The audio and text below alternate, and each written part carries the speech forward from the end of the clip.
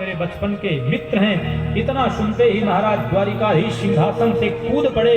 पटका कहीं और गिरा, कौस्तुभ मणि कहीं और गिरी, किसी को धक्का देते सीधे दौड़ते दौड़ते जाकर के 7 जोड़ियों के जैसे ही पार किया, सुदामा को गले से लगा लिया भगवान श्री कृष्ण ने। बोल द्वारिकाधीश भगवान की जय हो। रुक्मिणी पीछे पीछे दौड़ रही थी।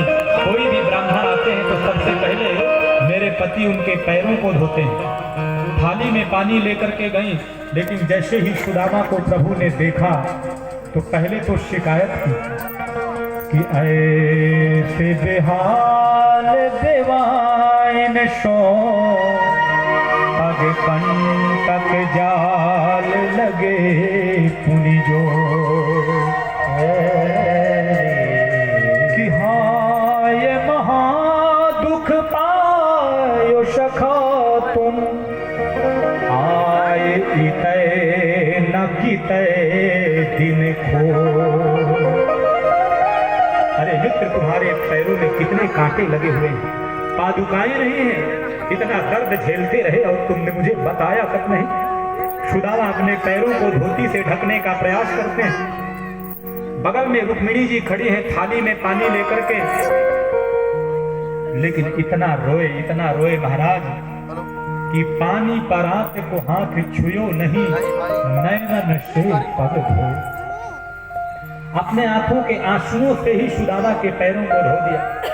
अपनी दंतावलियों से सुदामा के पैर में लगे हुए चुभे हुए जो कांटा हैं उनको द्वारिकाधीश बाहर करते हैं, मानो संकेत करना चाहते हैं मेरी ओर जीवात्मा जब बढ़ जाता है तो पूरे जीवन के कांटे खत्म करके उसके जीवन को मैं निष्कंटक कर देता हूँ।